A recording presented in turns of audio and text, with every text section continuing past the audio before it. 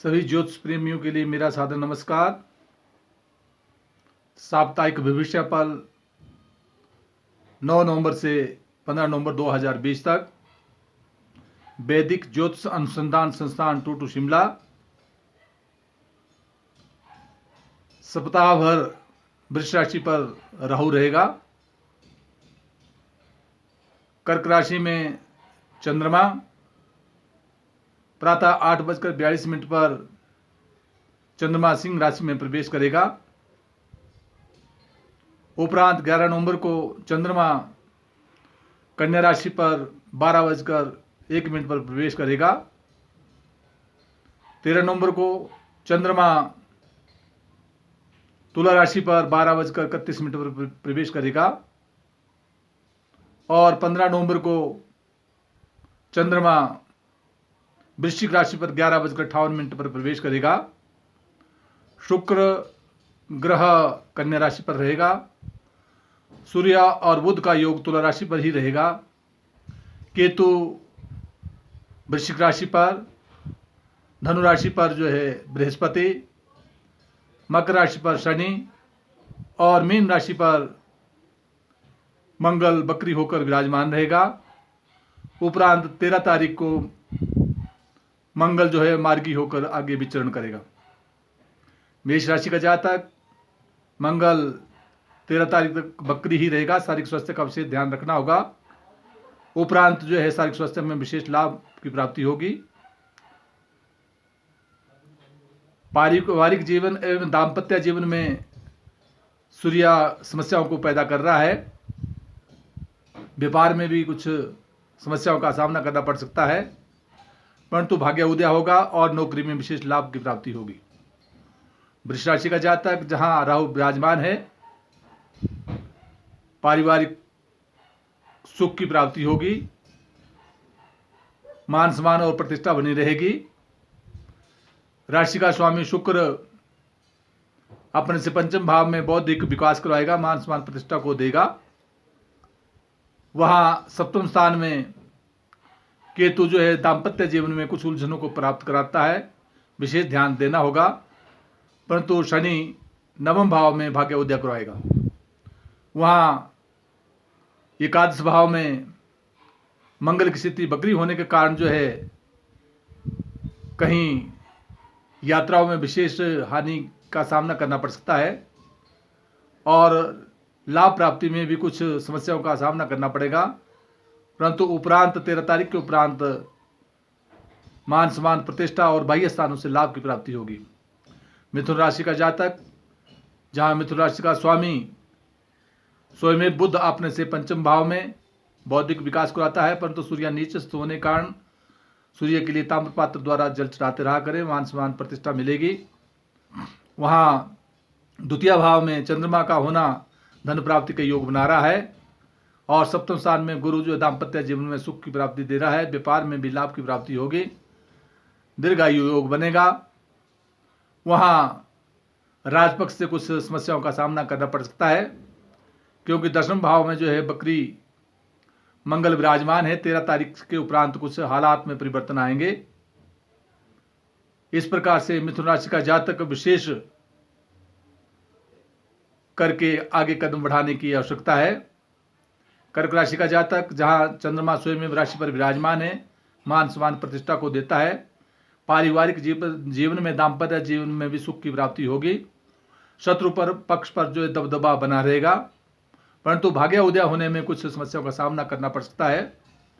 यहां तक कि राजपक्ष से भी कुछ हानि का सामना करना पड़ सकता है, परंतु 13 तारीख के उपरांत जो है राजपक्ष से विशेष लाभ की प्राप्ति होगी और मित्रों से सहयोग मिलेगा। यात्राओं के योग बनेंगे।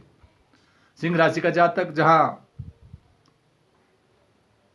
13 तारीख तक जो चंद्रमा अपने स्थान से, जैसे चंद्रमा कर्क राशि में रहेगा, द्वादश स्थान में रहेगा और उपरांत 9 तारीख को ही चंद्रमा जो है अपनी ही राशि पर अर्थात सिंह राशि पर प्रवेश कर जाएगा, मान सम्मान प्रतिष्ठा को देगा। धन की प्राप्ति का योग बनता है, परंतु यात्राओं में विशेष ध्यान देना होगा।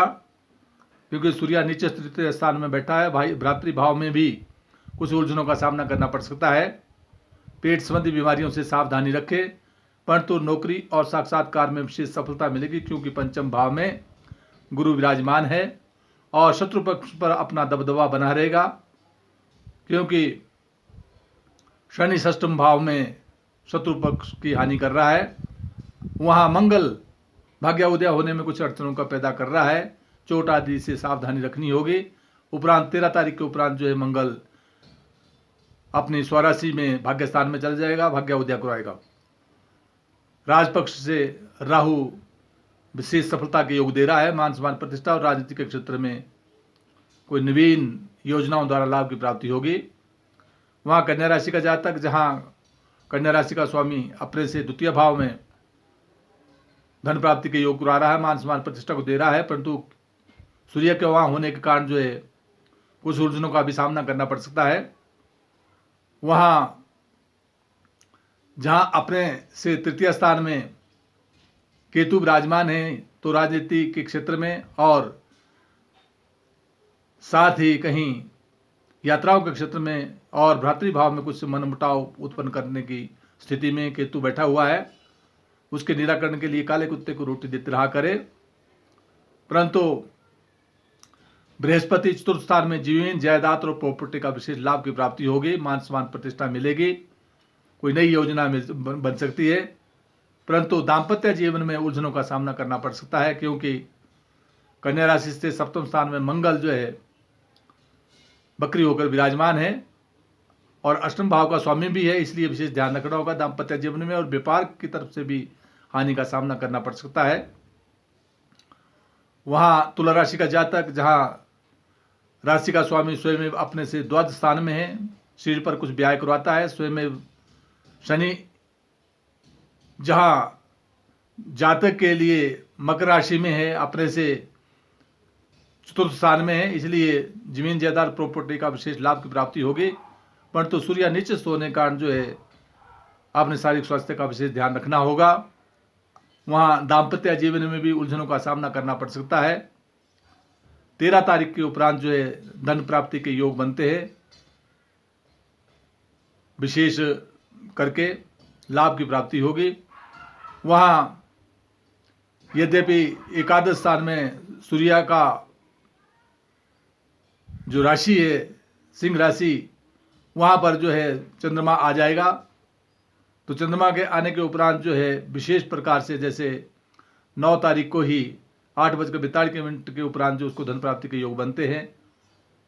कुल मिलाकर तुला राशि वालों के लिए सूर्य के लिए ताम्रपात्र जल चढ़ाते रहना चाहिए। वृश्चिक राशि का स्वामी, जहाँ वृश्चिक राशि का स्वामी मंगल बकरी होकर के जो है अपने से पंचम स्थान में विराजमान है, इसलिए साक्षात्कार में कोई लिखित परीक्षा में कुछ समस्याओं का सामना करना पड़ सकता है, विशेष ध्यान देना होगा। वहाँ वृश्चिक राशि में केतु भी बैठा है, इसलिए काम, क्रोध, गुस्सा इत्यादि बढ़ाता है, उस पर नियंत्रण रखना होगा। काले कुत्ते को रोटी देना हितकर होगा।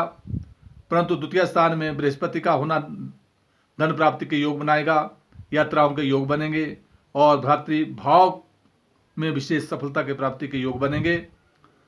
परंतु राहु दाम्पत्य जीवन में उलझनों का सामना करना पड़ सकता है, विशेष ध्यान रखें।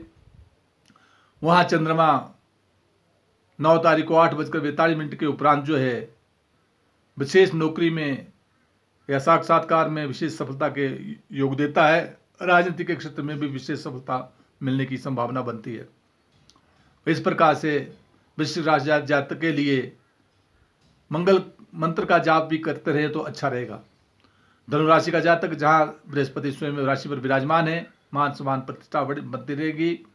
वहाँ द्वितीय भाव में शनि का होना धन प्राप्ति के योग देगा, मान सम्मान प्रतिष्ठा बढ़ेगी। चतुर्थ स्थान में मंगल है, तो कहीं जमीन जायदाद और प्रॉपर्टी के क्षेत्र में जो वाद विवाद का सामना करना पड़ेगा। वहाँ साक्षात्कार में या परीक्षा में भी समस्याओं का सामना करना पड़ सकता है। परंतु मंगल 13 तारीख को उपरांत जब बकरी होने के उपरांत मार्गी हो जाएगा तो सफलता के योग भी देता है। वहाँ दसम स्थान में जहाँ शुक्र विराजमान है, शुक्र यद्यपि जहाँ षष्ठेश भी है, इसलिए नौकरी के संबंध में कुछ अड़चनों का सामना करना पड़ सकता है और एकादश भाव में धन प्राप्ति के योग में भी कुछ बाधाओं का सामना करना पड़ सकता है, क्योंकि सूर्य निश्चित होकर वहाँ विराजमान है। इसलिए गुरु मंत्र का जाप ओम ग्राम ग्रीम ग्रोम सा गुरुवे नमः इसको करते रहा करे, सुख की प्राप्ति होगी।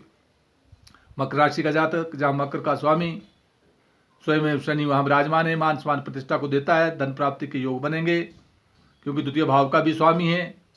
वहाँ तृतीय भाव में यात्राओं के संदर्भ में सोच समझ कर विचार करें, मंगल बकरी होकर विराजमान है। उपरांत 13 तारीख के उपरांत जो है मार्गी होगा, कुछ सफलता के योग बनेंगे। वहाँ मकर राशि का जातक दाम्पत्य जीवन में भी उलझनों का सामना करना पड़ सकता है, विशेष ध्यान देना होगा।